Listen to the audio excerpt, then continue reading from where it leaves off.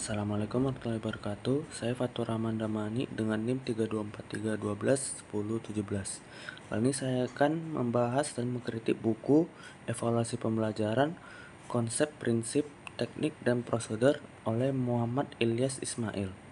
Sebelum memulai, alangkah baiknya kita membahas dulu apa CBR itu.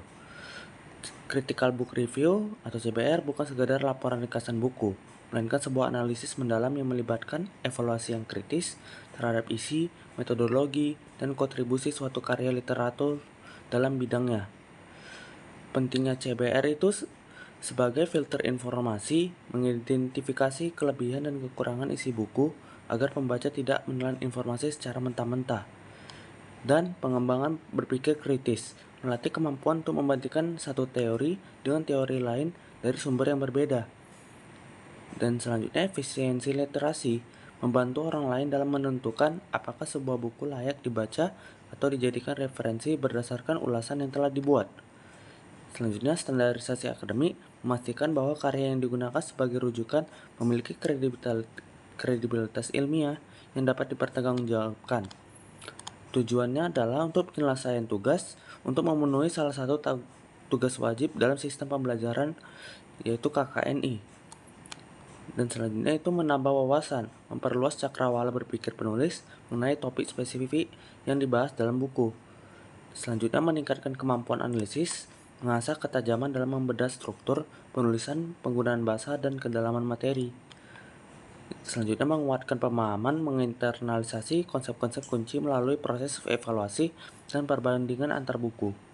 Selanjutnya melatih kemampuan menulis, membiasakan diri menyusun argumen yang sistematis, logis, dan objektif.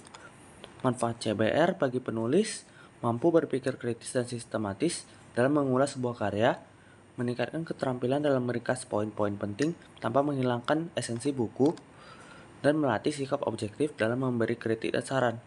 Untuk pembaca, mendapatkan gambaran singkat namun mendalam mengenai isi buku tanpa harus membaca keseluruhan bab. Memperoleh perbandingan kualitas antara buku utama dan buku pendamping. Dan terakhir, mempermudah pencarian referensi yang relevan untuk penelitian atau studi tertentu. Nah, selanjutnya saya akan membahas tentang profil buku.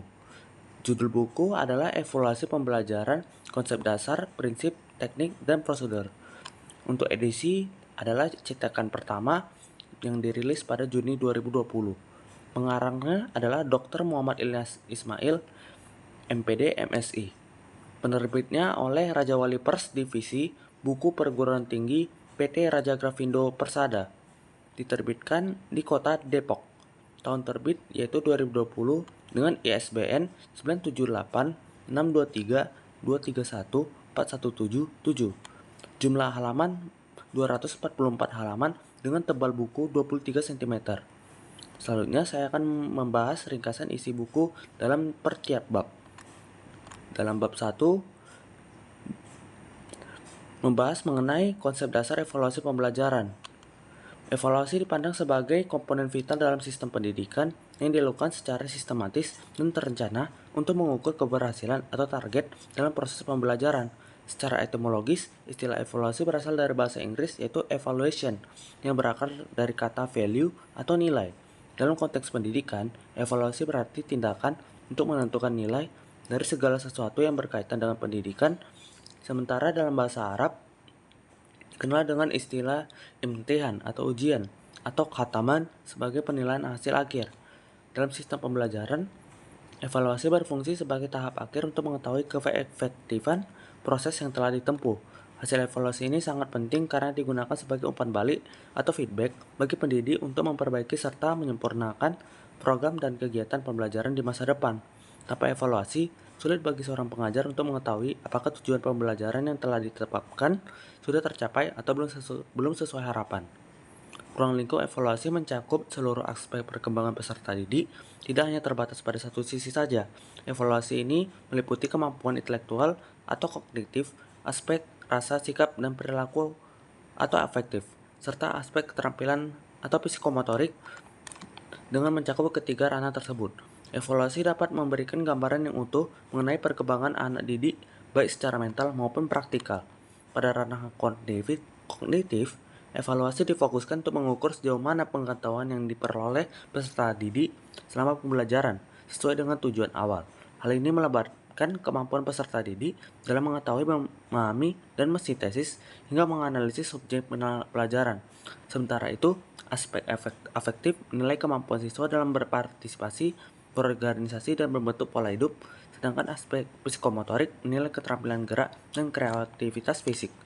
Terdapat perbedaan mendasar antara pengukuran, penilaian, dan evaluasi yang dijelaskan secara detail dalam bab ini.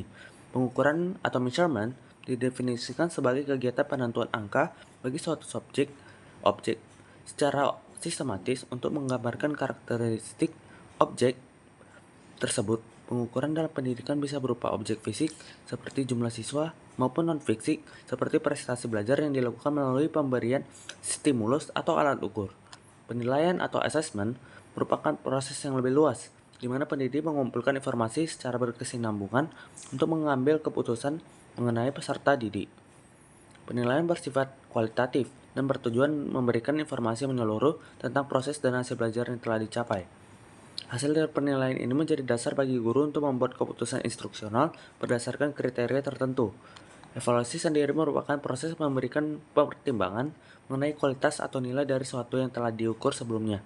Evaluasi adalah aktivitas yang sistematis dan berkelanjutan untuk menentukan nilai dan arti dari suatu objek berdasarkan pertimbangan tertentu.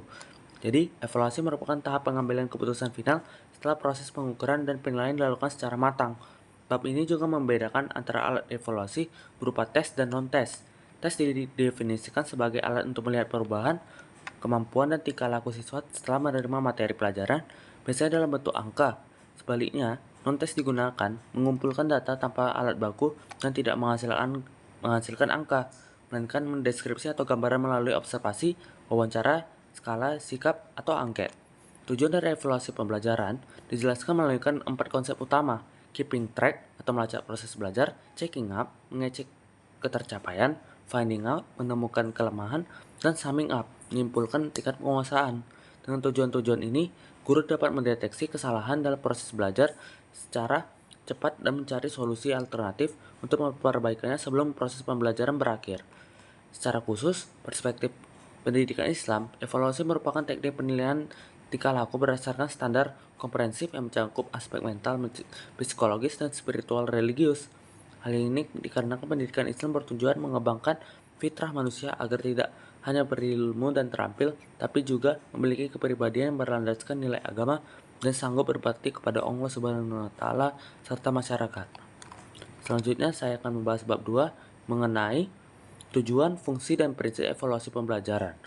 Bab ini dimulai dengan penegasan bahwa setiap kegiatan evaluasi harus memiliki tujuan yang jelas sebagai arah dari seluruh proses penilaian.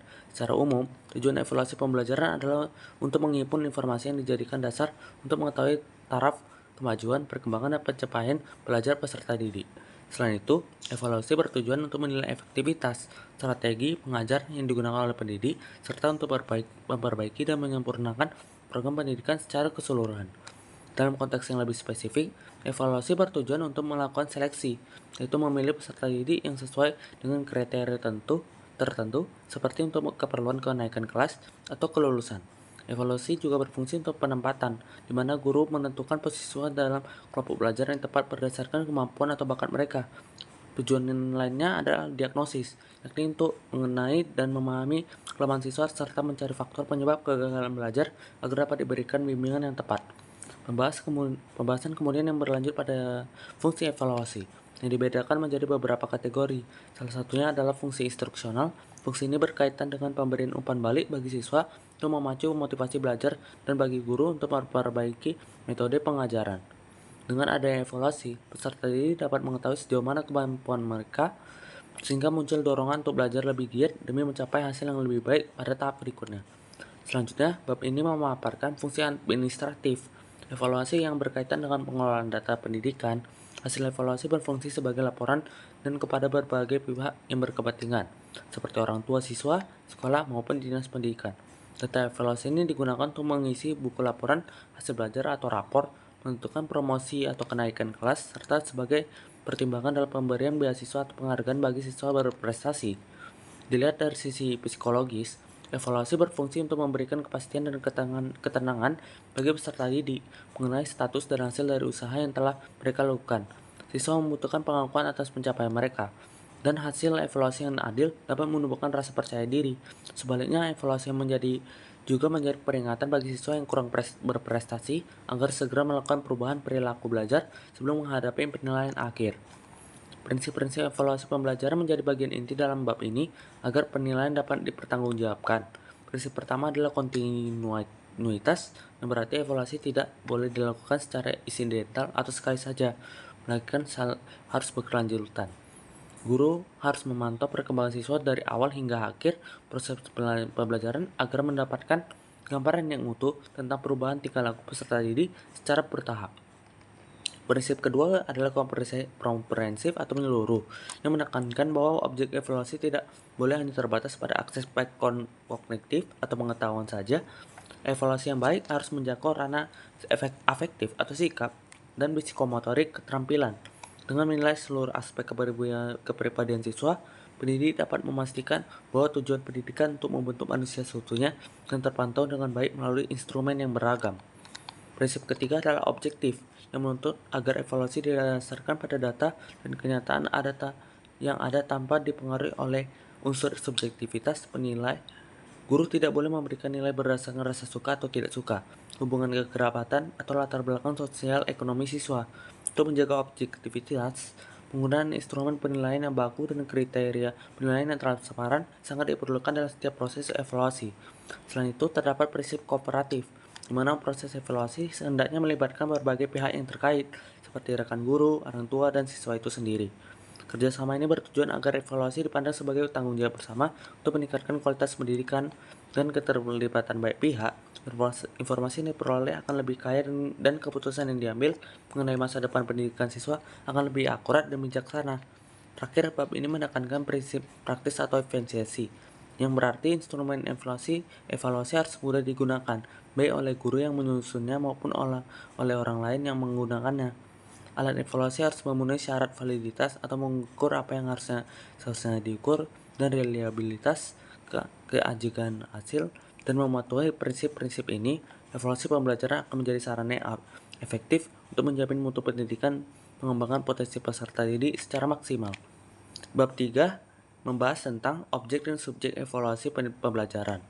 Bab ini menjelaskan bahwa untuk melakukan evaluasi yang efektif, seorang pendidik harus memahami terlebih dahulu apa yang menjadi sasaran evaluasi, objek, dan siapa yang melakukan evaluasi tersebut. Subjek.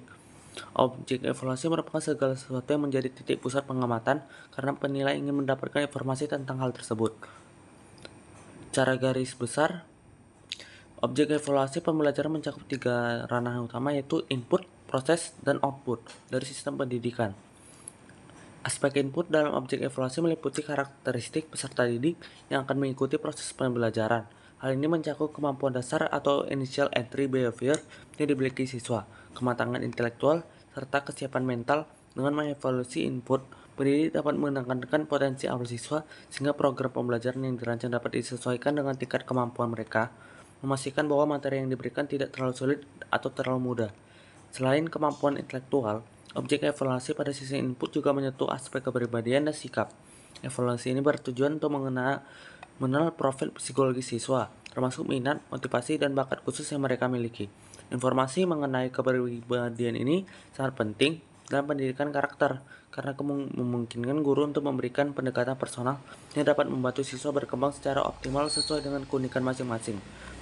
Objek selanjutnya adalah aspek proses, yang mengevaluasi jalannya kegiatan belajar mengajar secara keseluruhan. Hal ini mencakup efektivitas kurikulum, metode mengajar yang diterapkan, guru, penggunaan media pembelajaran, hingga sarana dan prasarana yang tersedia. Evaluasi terhadap proses bertujuan untuk mengidentifikasi hambatan-hambatan teknis maupun metodologis yang muncul saat pembelajaran berlangsung, sehingga perbaikan dapat dilakukan secara real time. Aspek output atau hasil belajar menjadi objek evaluasi yang paling sering menjadi fokus utama dalam institusi pendidikan. Output dievaluasi untuk melihat sejauh mana perubahan tingkah laku yang terjadi pada siswa setelah menempuh pengalaman belajar tertentu. Evaluasi output ini biasanya diwujudkan dalam bentuk penilaian pencapaian kompetensi yang mencakup penguasaan materi pengetahuan, perubahan sikap menjadi lebih positif, serta peningkatan keterampilan praktis. Dalam merinci objek evaluasi, bab ini kembali menekankan pentingnya taksonomi tujuan pendidikan yang mencakup ranah kognitif, afektif, dan psikomotorik. Sebagai standar objek penilaian, ranah kognitif mengukur kemampuan berpikir dari level ingatan hingga evaluasi. Ranah afektif mengukur internalisasi nilai dan etika, sedangkan ranah psikomotorik mengatur koordinasi otot, kemampuan fisik. Ketiganya harus dievaluasi secara seimbang agar hasil pendidikan tidak pincang. Beralih ke pembahasan subjek evaluasi, bab ini mendefinisikan subjek sebagai seseorang atau pihak yang bertanggung jawab melaksanakan kegiatan evaluasi. Namun, subjek evaluasi tidak hanya terbatas pada guru kelas saja. Pihak sekolah secara institusional yang diwakili oleh kepala sekolah dan staf administrasi juga berperan sebagai subjek dalam mengevaluasi efektivitas program sekolah secara makro.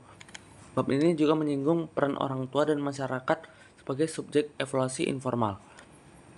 Dan terakhir, bab ini membahas pentingnya melibatkan siswa sebagai subjek dalam bentuk self-assessment atau penilaian diri dan peer assessment penilaian antar teman.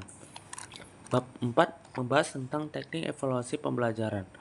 Bab ini menjelaskan bahwa teknik evaluasi adalah cara yang digunakan oleh pendidik dalam melaksanakan tugas evaluasi untuk memperoleh data yang akurat mengenai perkembangan siswa. Secara garis besar, teknik evaluasi dibedakan menjadi dua kategori utama, yaitu teknik tes dan teknik non-tes. Pemilihan teknik yang tepat sangat bergantung pada tujuan evaluasi dan aspek yang ingin diukur dari diri peserta didik, apakah itu kemampuan kognitif, sikap, maupun keterampilan praktis. Bab 5 membahas tentang prosedur evaluasi pembelajaran. Bab ini menjelaskan bahwa evaluasi pembelajaran bukanlah kegiatan yang dilakukan secara serampangan, melainkan sebuah proses sistematis yang harus mengikuti langkah-langkah tertentu agar hasilnya akurat dan objektif. Prosedur evaluasi dimulai dari tahap perencanaan hingga tahap tindak lanjut, di mana setiap tahapan memiliki peran krusial dalam menentukan kualitas keputusan yang akan diambil oleh pendidik. Dengan mengikuti prosedur yang benar, guru dapat meminimalisir kesalahan dan memberikan nilai dan mampu mempertanggungjawabkan hasil evaluasi tersebut secara profesional. Bab ke-6 membahas tentang pengembangan instrumen tes hasil belajar. Bab ini menjelaskan bahwa instrumen tes merupakan alat ukur yang paling sering digunakan dalam dunia pendidikan untuk memperoleh informasi mengenai kemampuan kognitif siswa. Pengembangan instrumen tes hasil belajar memerlukan ketelitian tinggi karena kualitas tes akan sangat menentukan validitas data yang diperoleh. Bab ini memberikan panduan teknis bagi pendidik untuk menyusun tes yang tidak hanya mampu menguji ingatan, tapi mampu mengukur kemampuan berpikir tingkat tinggi sesuai dengan tuntutan kurikulum. Bab 7 membahas pengembangan instrumen non-tes. Bab ini menjelaskan bahwa pengembangan instrumen non-tes sangat krusial untuk melengkapi data yang tidak bisa dijaring melalui tes konvensional, terutama untuk mengukur ranah afektif dan psikomotorik. Jika tes berfokus pada apa yang diketahui siswa, maka instrumen non-tes berfokus apa yang dirasakan atau dilakukan dan dihargai oleh siswa dalam kehidupan sehari-hari. Pendidik diajar untuk memahami bahwa kualitas pribadi siswa seperti kejujuran, disiplin, dan motivasi memerlukan alat ukur khusus agar penilaian menjadi lebih humanis dan menyeluruh. Bab 8 membahas tentang analisis kualitas instrumen. Bab ini menjelaskan bahwa setelah instrumen evaluasi disusun, langkah yang sangat krusial sebelum instrumen tersebut digunakan secara luas adalah melakukan analisis kualitas. Analisis ini bertujuan untuk menjamin bahwa alat ukur yang digunakan benar-benar memenuhi standar ilmiah sehingga data yang dihasilkan valid dan dapat dipercaya.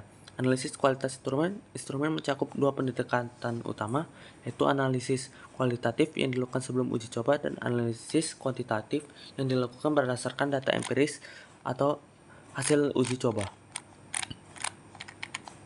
Bab 9 membahas instrumen penilaian dalam pembelajaran di kelas. Bab ini diawali dengan penjelasan mengenai rasionalisasi penilaian dalam pembelajaran, di mana penilaian kelas dipandang sebagai suatu proses yang terintegrasi dengan kegiatan belajar mengajar.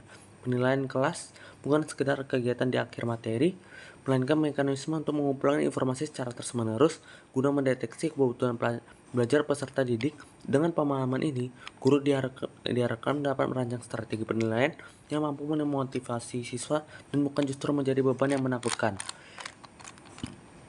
Bab 10 membahas peran observasi dan wawancara dalam evaluasi. Bab ini menjelaskan bahwa observasi dan wawancara adalah teknik evaluasi non-tes yang sangat penting untuk melengkapi data hasil belajar siswa yang bersifat kualitatif.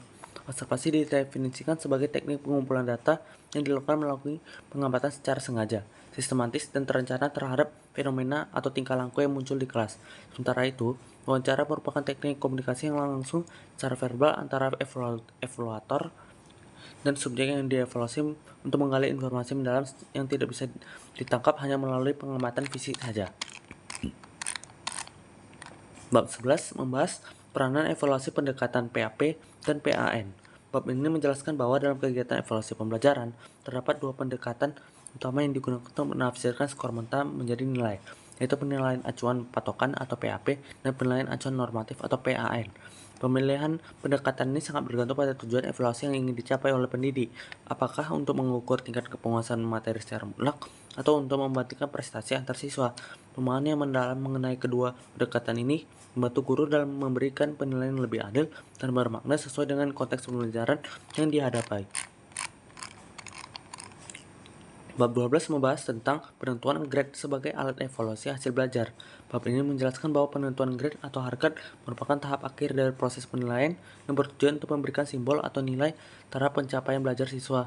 Grade bukan hanya sekedar angka, melainkan alat evaluasi yang merepresentasikan tingkat penguasaan kompetensi yang telah dicapai selama periode tertentu. Proses ini memerlukan ketelitian agar simbol yang diberikan benar-benar mencerminkan prestasi real siswa secara adil dan akuntabel. Bab 13 membahas tentang penilaian unjuk kerja. Bab ini menjelaskan bahwa penilaian unjuk kerja yang juga dikenal sebagai performance assessment merupakan teknik penilaian menuntut peserta didik untuk mendemonstrasikan kemampuannya dalam bentuk-bentuk tugas yang nyata. Berbeda dengan tes tertulis yang hanya mengukur pengetahuan teoritis, penilaian ini unjuk kerja berfokus pada proses dan hasil tindakan yang dilakukan oleh siswa. Hal ini memungkinkan pendidik untuk melihat secara langsung penerapan ilmu pengetahuan dalam situasi yang praktis yang relevan dengan kehidupan sehari-hari. Bab 14 membahas tentang penilaian produk. Bab ini menjelaskan bahwa penilaian produk adalah salah satu teknik penilaian yang berfokus pada penilaian terhadap proses pembuatan dan kualitas suatu produk atau hasil karya yang dihasilkan oleh peserta didik. Penilaian ini tidak hanya melihat hasil akhir saja, tapi juga memberikan penilaian besar pada keterampilan siswa dalam memilih bahan, menggunakan alat, serta mengikuti prosedur kerja yang benar. Dengan teknik ini, pendidik dapat mengukur kompetensi siswa secara nyata melalui objek konkret yang mereka ciptakan. Bab 15 membahas tentang penilaian proyek. Bab ini menjelaskan bahwa penilaian proyek adalah suatu kegiatan penilaian terhadap tugas yang harus diselesaikan dalam periode atau waktu tertentu. Tugas tersebut berupa suatu investigasi sejak dari perencanaan, pengumpulan data, pengorganisasian, pengolahan, hingga penyajian data. Melalui teknik ini, guru dapat menilai kemampuan siswa secara menyeluruh dalam menerapkan pengetahuan yang telah mereka peroleh ke dalam situasi yang nyata melalui serangkaian proses penyelidikan ilmiah. Bab 16 berdasarkan mengenai penilaian portofolio. Bab ini menjelaskan bahwa penilaian portofolio merupakan salah satu bentuk penilaian otentik yang mengumpulkan berbagai hasil karya atau dokumen siswa secara sistematis dalam satu periode tertentu. Berbeda dengan tes konvensional bersifat sesaat, portofolio menyajikan rekam jejak perkembangan kompetensi siswa secara kronologis. Dengan teknik ini, pendidik dapat melihat transformasi kualitas belajar siswa dari awal hingga akhir proses pelajaran, bukan hanya terpaku pada skor akhir. Bab 17 membahas tentang penilaian afektif. Bab ini menjelaskan bahwa penilaian afektif adalah penilaian yang berkaitan dengan sikap, minat, emosi, dan nilai-nilai yang dimiliki oleh peserta didik. Berbeda dengan ranah kognitif yang mengukur kecerdasan intelektual, ranah afektif berfokus pada sisi psikologis dan perilaku siswa dalam menanggapi proses pembelajaran. Penilaian ini sangat krusial karena keberhasilan belajar seseorang tidak hanya ditentukan oleh kemampuan pikirnya, tapi juga oleh disposisi mental dan sikap positif terhadap materi pelajaran serta lingkungan sekolah. Nah, selanjutnya saya akan membahas tentang kelebihan dan kekurangan aspek buku. Dalam aspek tampilan buku, tampilan luar buku memiliki kesan yang sangat akademis dan formal, yang secara langsung mencerminkan identitasnya sebagai buku teks perguruan tinggi. Desain sampul yang menggunakan kombinasi warna yang kontras, namun tetap nyaman di mata, memberikan kesan profesionalisme yang kuat. Hal ini sangat penting untuk menarik minat para praktisi pendidikan dan mahasiswa yang mencari literatur yang kredibel dan terpercaya di bidang evaluasi.